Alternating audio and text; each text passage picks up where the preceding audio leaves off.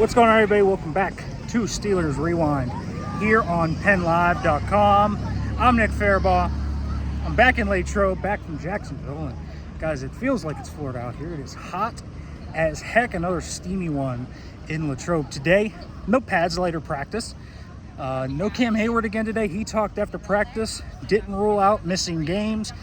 Said that the Steelers asked him to take a pay cut last year before they became engaged in contract talks and eventually landed on the contract that he did get.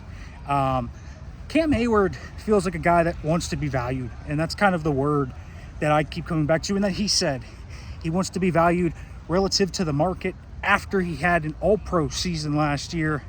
That's what he's looking for.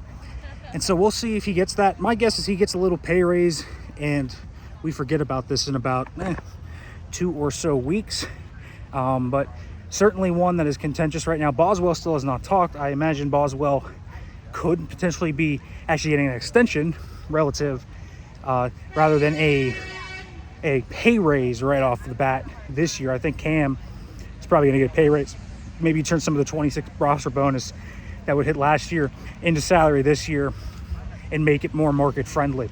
So that's kind of what I see from that situation. In terms of on the field, DK Metcalf, Aaron Rodgers cooking today. DK Metcalf and Aaron Rodgers hooked up on a few passes, lots of slants, a lot of quick passes. He had a really nice catch and 7 shots, toe tapping in the corner of the end zone on the back pylon. Really nice go ball.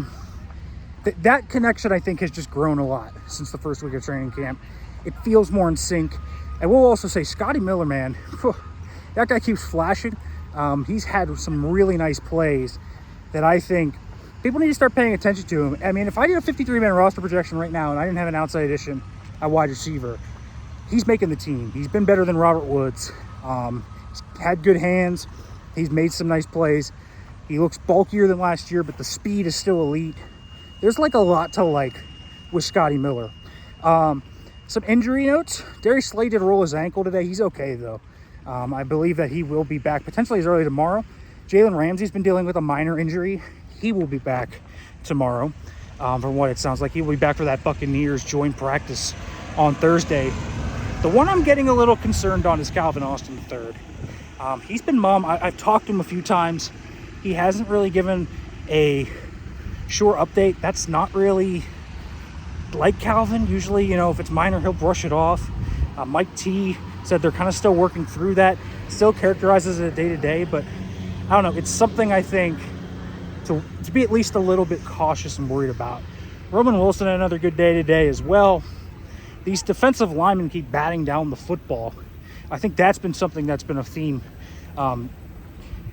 Y.A. Black had a few today. We saw Isaiah Loudermilk get his hands up in 7 shots and turned into a Brandin Echols pick. That was a little cool moment.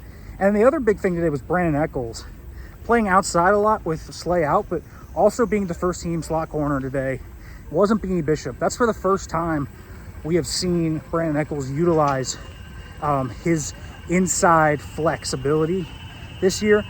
Mike Thomas said they are figuring out where he fits in best, but not a surprise to see that happening. And I think something that is going to continue to become a story here as we go along in training camp. All right, folks, make sure to like, comment, subscribe, turn the notification bell for more. And thanks for watching.